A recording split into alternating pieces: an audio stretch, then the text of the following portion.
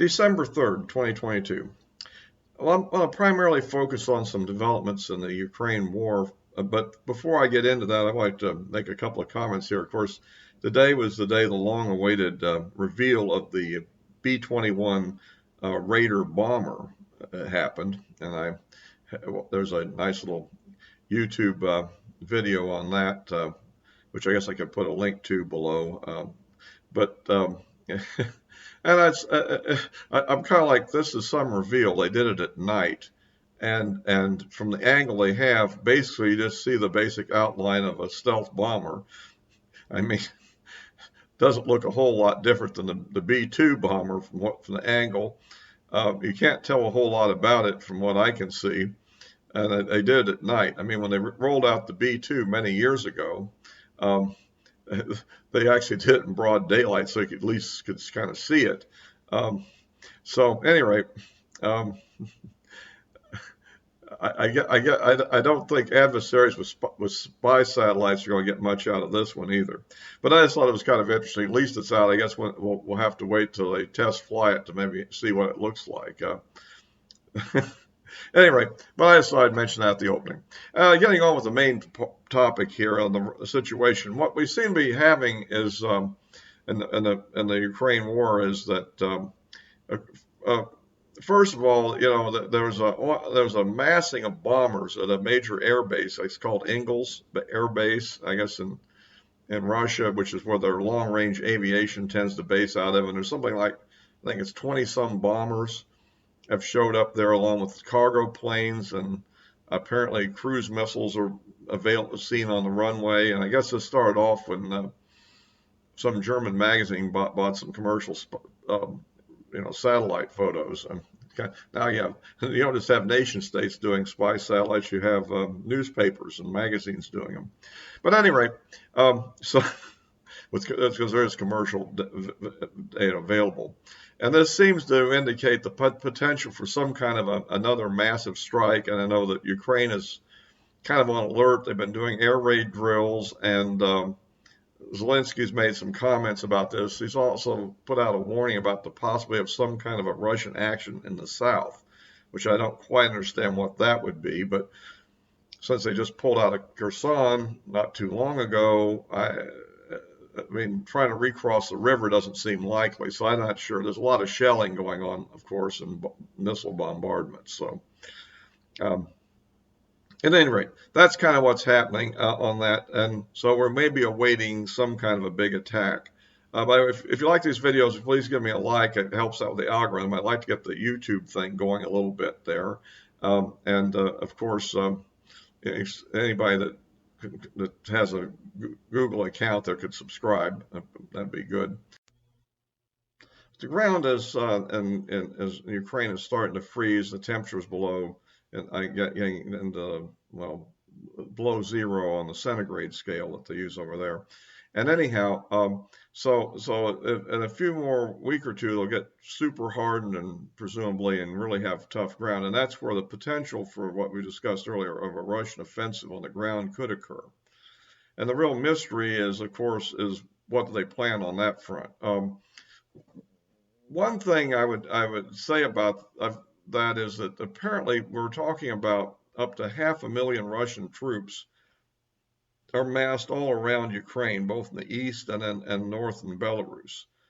And I saw a video where on YouTube where the general staff of Russia was giving a briefing saying that the troops have completed 2 months of refresher training. So given that these are people that had previously served, these aren't civilians that were conscripted, these are reservists that are mobilized. That's probably enough refresher training to get them to the level at which they could then go into combat units. The thing I would find interesting would be, is it the level, but are these units really that well organized? Is their equipment that well prepared? I mean, do they have adequate munitions and logistics, an organization to actually conduct serious offensive operations? It's possible that they could be deployed in defensive areas or to hold ground that other units have taken.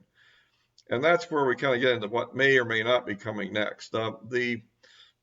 I've raised the issue, though, that in addition to this 300,000 everybody talks about, there are other Russian units. For instance, there would be something on the order of nearly 300,000 conscripts, presumably. Those from the ones from the spring and those from last year, which normally would have probably, the ones from last year would be leaving service, and fresh conscripts that are also coming in right now for training, um, would be replacing them. However, I presume they're being held because nobody's saying they're being discharged.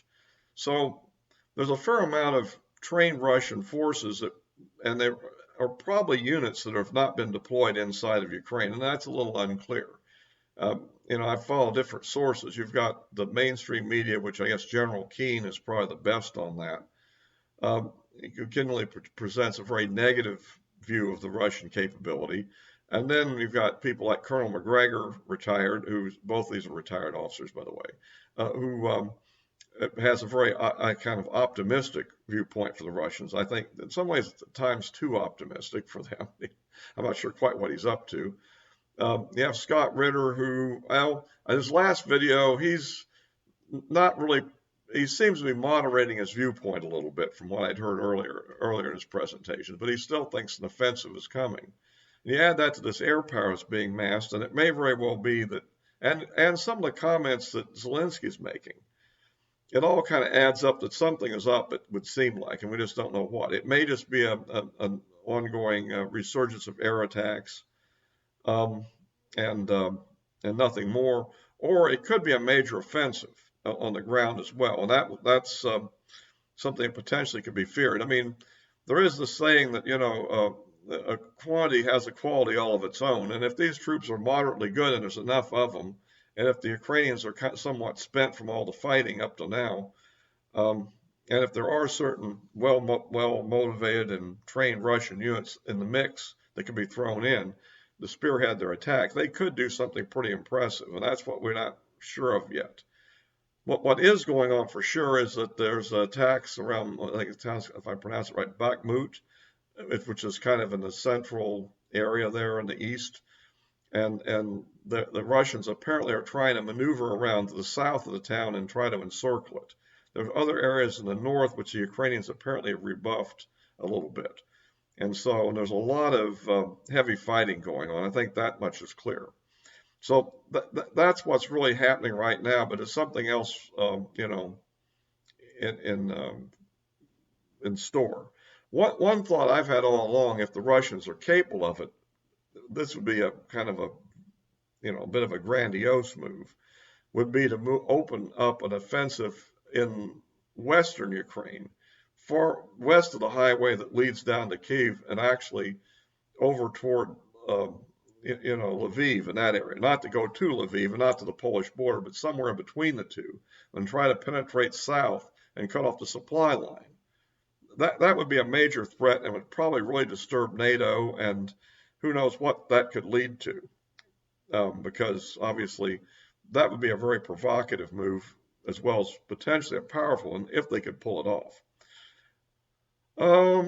But if that's above their skill, the other idea is they could come into the areas that were ran out of earlier, like in Kharkiv area, and push through there and try to get behind the areas in Luhansk and try to cut them off. In the south, I don't know, Zelensky referred to a potential attack in the south. The thing I would think that's always been said is a possibility of a Ukrainian move down from the area of the reactor around Zaporizhzhia or something like that. I'm bad with the names, but where the reactor is in the middle there, and try to go down and cut the Russians in two. So naturally, the Russians might want to move forces into that area, both to protect Crimea and to prevent against a maneuver of that sort. And an effective move could end up being a pincer trying to cut off the whole region that they want to take. That is, to move around these defenses that are very dug in, that have been there for years, where they've been fighting against the separatists, and try to encircle the whole area. And that might be something that could be in the offing.